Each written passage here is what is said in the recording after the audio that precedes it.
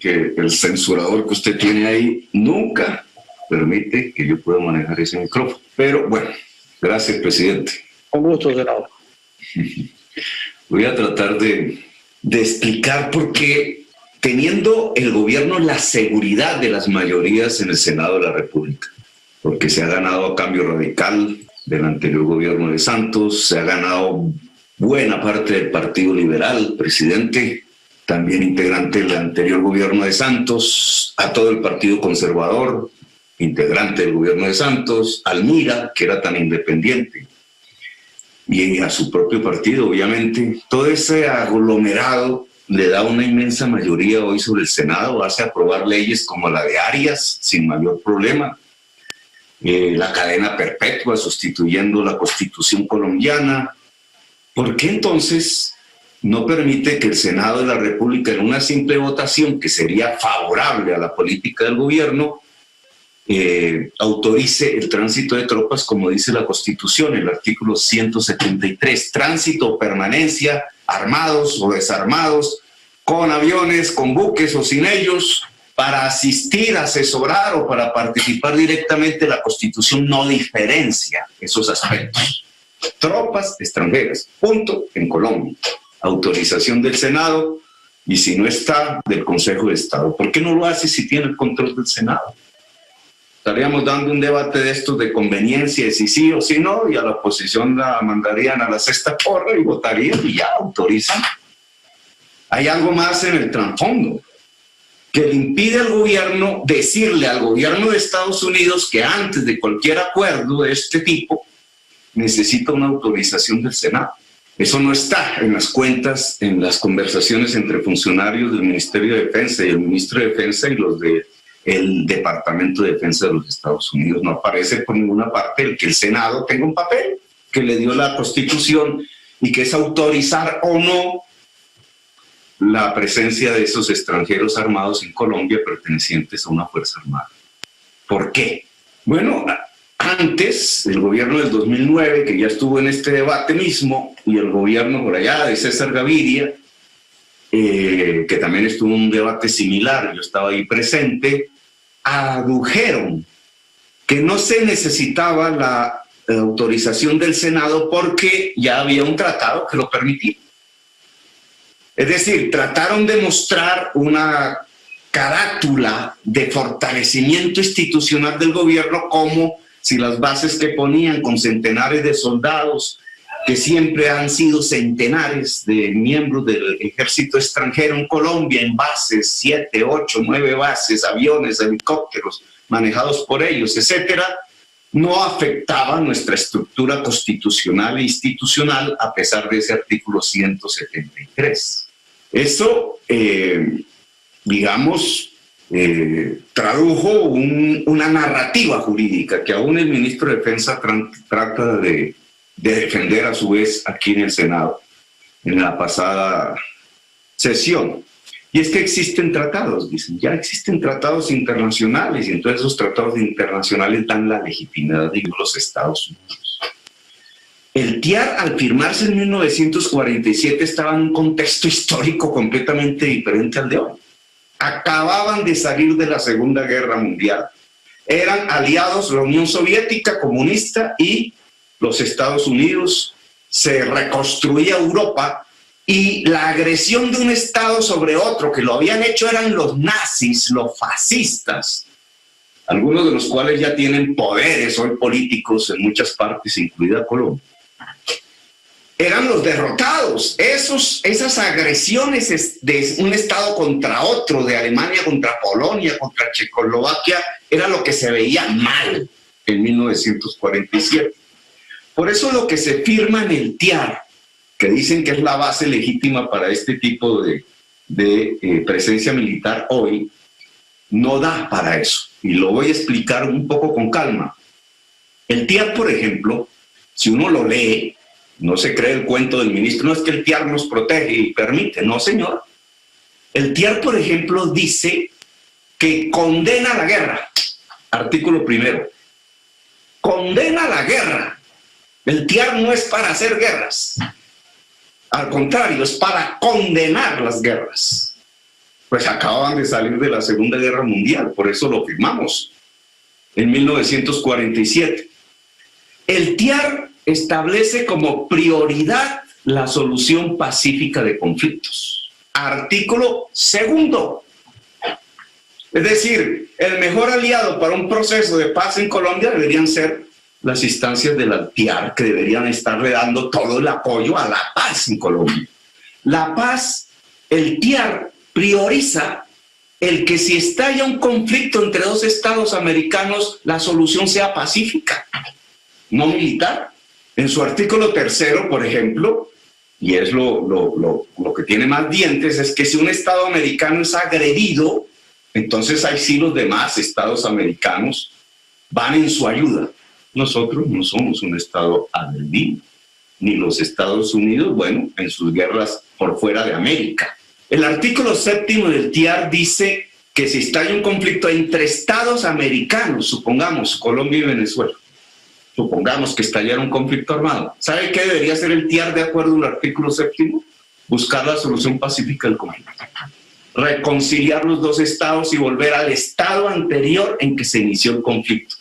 El TIAR no sería para ahondar el conflicto militar entre Colombia y Venezuela si eso sucediese. Al contrario, el TIAR serviría para desactivarlo. Artículo 7 del Tratado Internacional, que es ley de Colombia. En el artículo 9 de ese TIAR se prohíbe la agresión a otro estado y se superprohíbe la invasión de un estado americano sobre otro estado americano. No se puede invocar el TIAR para invadir Venezuela. Y el TIAR es ley de Colombia, ley de la República. Como el TIAR es así, hecho dentro de un contexto diferente, en donde se privilegiaba la solución pacífica y se condenaba la guerra, año 1947, el gobierno del 2009 se creó otro tratado, le llamó acuerdo complementario, dijo que era complementario del TIAR y quiso darle la misma fuerza de ley que tiene el TIAR en este momento. Y la Corte Constitucional les dijo, no señores, si quieren cambiar los principios del TIAR de no agresión, no invasión, no conflictividad armada interna, entonces tienen que hacer un nuevo tratado, pero un nuevo tratado solo tiene vigencia si es ley de Colombia. Tienen que presentarla al Senado y al Congreso, y no lo hicieron. Luego, el acuerdo complementario solo es vigente mientras no contradiga los principios del TIAR. Es decir, los tratados internacionales que ha firmado Colombia con Estados Unidos de tipo militar no permiten ahondar conflictos armados, ni participar en invasiones, ni participar en guerras, ni externas ni internas. Y es por esta razón que no hay una base legal, constitucional, jurídica para explicar por qué esas tropas extranjeras están en Colombia. Ahora, vayamos hacia entonces, ¿qué le pasa al Senado de Colombia? Que no asume su papel constitucional de autorizarla, si es que quieren. Nosotros seríamos 20, 30 senadores en contra, los 70 votarían seguramente en esto que se ha vuelto el llamado la sapería parlamentaria, y que tiene una base de transacción detrás de ella, pues votarían a favor del gobierno. ¿Por qué entonces no lo hacen? Y nos vamos a la Constitución y no a la excusa de que existe un tratado internacional que permite esto, que no lo permite. Pues veamos la primera hipótesis. Es que realmente estamos, como dice Cepeda, en medio de una estrategia de agresión hacia otro estado, Venezuela. Desde el punto de vista de la lógica de Estados Unidos, y en esto, discúlpenme, pero los políticos, los dirigentes de Colombia, las dirigentes, pues tienen que tener una visión del mundo. Ya no del mundo de 1947 del TIAR, que no es el de hoy, sino del mundo del siglo XXI, de 2020. ¿Cómo se mueve el mundo hoy? ¿Se mueve entre un bloque soviético comunista y un bloque capitalista, como dijo alguna senadora? No, eso no existe. Hoy los conflictos humanos no están atravesados, como sí estaban en el siglo XX, por la disputa entre el socialismo y el capitalismo. o la lucha de clases, si quieren llamarlo así, entre obreros y empresarios. No. Ese no es un análisis correcto para el mundo contemporáneo.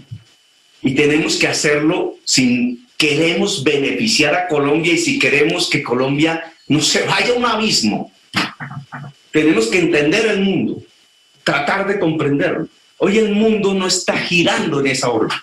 El mundo está girando en una órbita del cual depende la existencia humana, toda. Es peor que 1947. Ya no es el problema de la bomba atómica y de una guerra nuclear entre el bloque rojo y el bloque negro. No, lo que hoy vivimos es el cuestionamiento de la existencia humana por nuestra propia economía, nuestro consumo y nuestra producción, el cambio climático. El cambio climático es la modificación química de la atmósfera y por tanto del clima en una potencialidad que puede extinguir toda la vida en décadas por el uso intensivo de los combustibles fósiles, petróleo, carbón y gas fundamentalmente, algo del metal.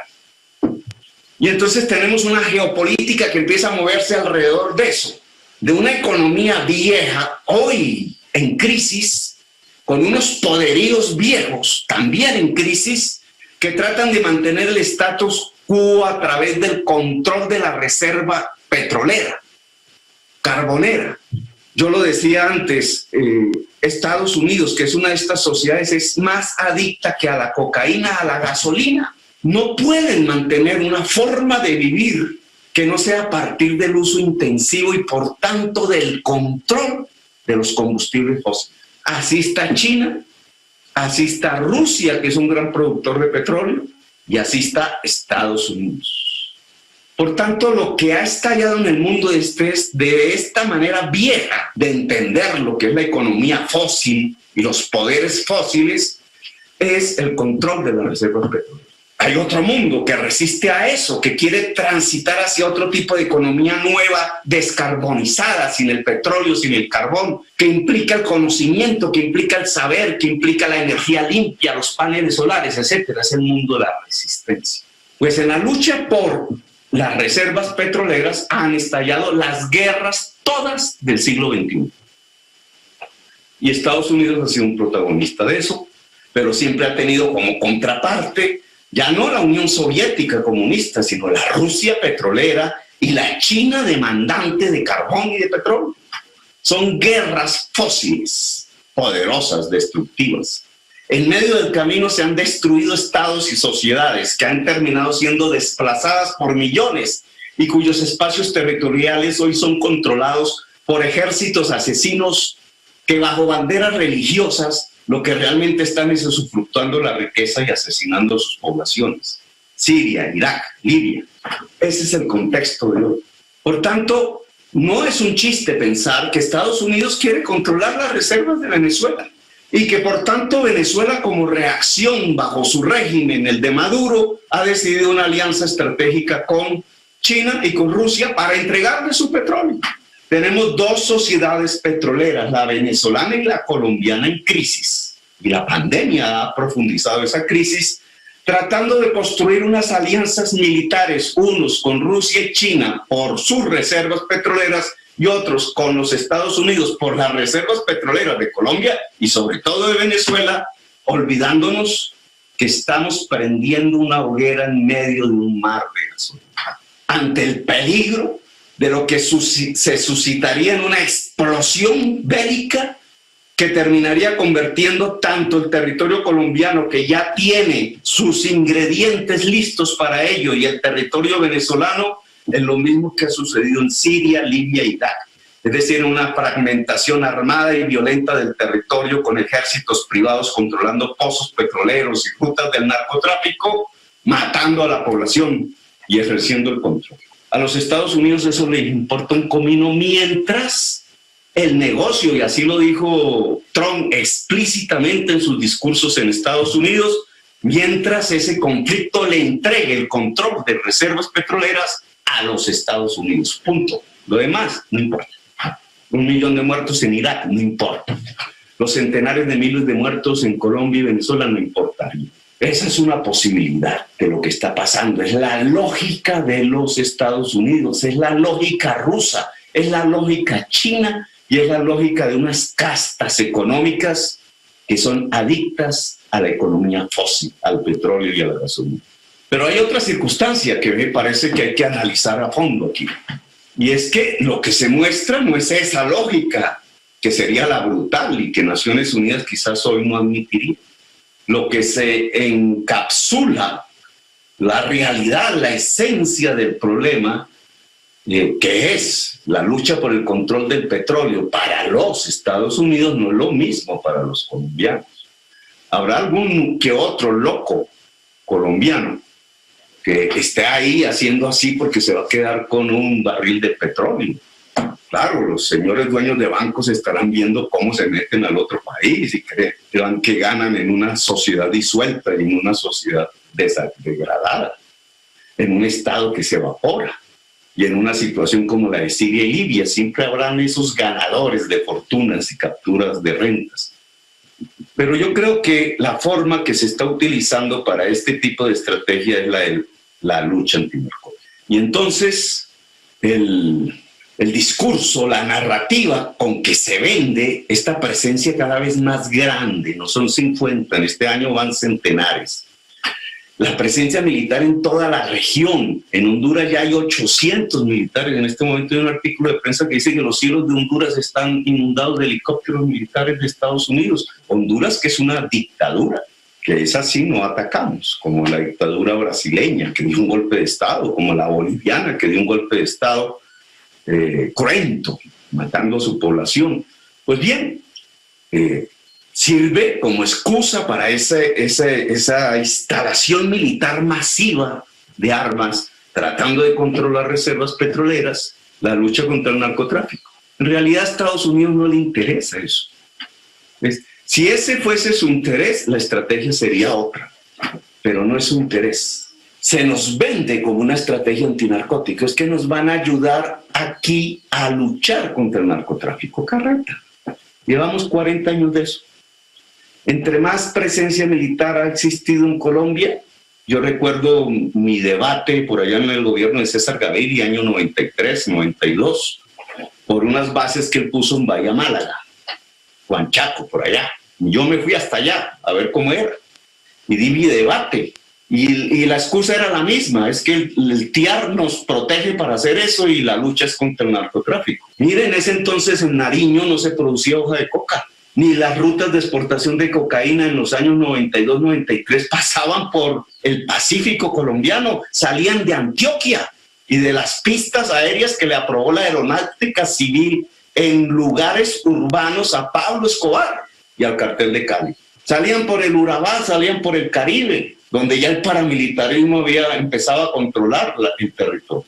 Entonces, ¿por qué estaba la base naval en Bahía Málaga? Carreta. Ahora, después de esa base militar estadounidense en Bahía Málaga, ahora sí, todo el Pacífico es el punto central de exportación de cocaína hacia Centroamérica, México y Estados Unidos. ¿Nos ayudó eso? ¿Ayudó en algo a que la sociedad norteamericana dejase de ser adicta a la cocaína en un porcentaje? Se pasó de la cocaína a unas drogas químicas y están matando 60,000 norteamericanos al año, casi similar a la pandemia del virus. No ha disminuido para nada la necesidad social de consumir cocaína en Estados Unidos, que es lo que determina la demanda. Y muchísimo menos ha destruido las condiciones sociales que permiten la oferta en Colombia de cocaína.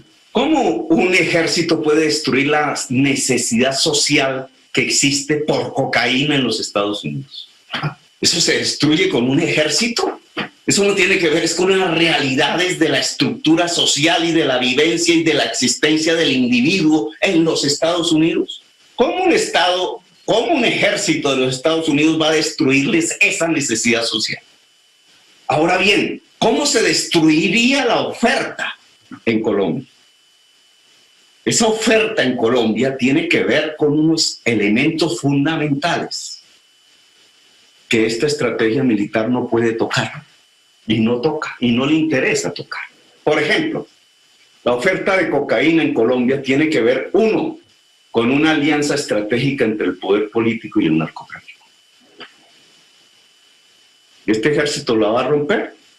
Póngame en 10.000 soldados norteamericanos a ver si rompen la alianza política entre las clases y los clanes familiares de la clase política tradicional colombiana en las regiones de Colombia y en Bogotá y en Medellín y en Cali con los narcotraficantes. No. Y es por eso que el Senado no interviene en este tema, porque en parte en el Senado se sienta esa misma clase política. Miren, cuando yo hice debates estos mismos en otras intervenciones militares de Estados Unidos, los principales senadores que salían a atacarme y que decían, es que usted, Petro, está defendiendo a los narcotraficantes porque está impidiendo que las tropas de Estados Unidos lleguen a Colombia a luchar contra esas bandas de forajidos. Casi todos esos senadores fueron los que terminaron presos porque tenían una alianza político-militar con los paramilitares que eran los narcotraficantes. Entre más gritaban en el Senado en contra del narcotráfico, más se abrazaban con el narcotraficante en los clubes, como el Club del Nogal. Más tomaban whisky, más el general se arrodillaba ante las botas del narcotraficante. Más los ministros se arrodillaban, más la política pública de Colombia se amoldaba, más las leyes se hacían. Senador Petro, tiene 3 minutos, por favor. Más las leyes se hacían en su favor, porque es que la oferta de cocaína se centra en 2 aspectos que ningún ejército puede acabar. La alianza política entre clase política tradicional colombiana, que gracias al poder narcotraficante puede controlar poblaciones y votos para poder perpetuarse, para perpetuar el poder y poder seguir concentrando sanguinariamente la riqueza. Esa es la modalidad colombiana de estos. Y por otra parte, entre más desigualdad social se produce, entre más territorio se excluye, entre más juventudes excluidas hay, entre más se le niega al campesinado el acceso a la tierra fértil que se la tomaron los narcotraficantes y entonces tienen que estar en esas zonas abandonadas, más hoja de coca. La progresión de la hoja de coca es la ausencia de la reforma agraria. Y la ausencia de la reforma agraria es debido al poder sobre la tierra del narcotráfico. Por eso en Colombia no se hace reforma agraria ni se incluye el territorio negro y por eso se extiende ese viejo esclavismo bajo nuevas modalidades en el territorio y en la población. Esa desigualdad social es la que da la base de la oferta de coca. Claro, otra estrategia antinarcóticos haría lo contrario, haría la reforma agraria, rompería la alianza entre políticos y se lo llevaría extraditados y entre generales y narcotraficantes. Pero para eso no se necesita un ejército de Estados Unidos. Y por eso la verdadera estrategia antinarcóticos no pasa por la mente del ejército de los Estados Unidos o el gobernante Trump. Ellos están pensando en el petróleo. Finalizo, presidente, y permítanme. Jugamos ese juego destructivo de llevar a la sociedad colombiana hacia la sociedad siria, libia y iraquí. O pensamos en un camino latinoamericano. Es que no necesitamos que Venezuela se alíe a China y a Rusia y nosotros nos metamos de sacamicas de los norteamericanos buscando su petróleo. Necesitamos un camino propio de Latinoamérica, una asistencia militar entre ejércitos latinoamericanos, una salida política pacífica y diferente al problema de las drogas y una salida pacífica al tránsito de las sociedades fósiles como la venezolana y la colombiana hacia economías productivas con energías limpias. Esa es otra estrategia, otro camino. No nos destruye la sociedad, no nos destruye América Latina, no nos destruye nuestros estados, no nos destruye nuestra constitución. ¿Por qué ir entonces por el camino de la degradación, de la evaporación institucional y de la destrucción de nuestra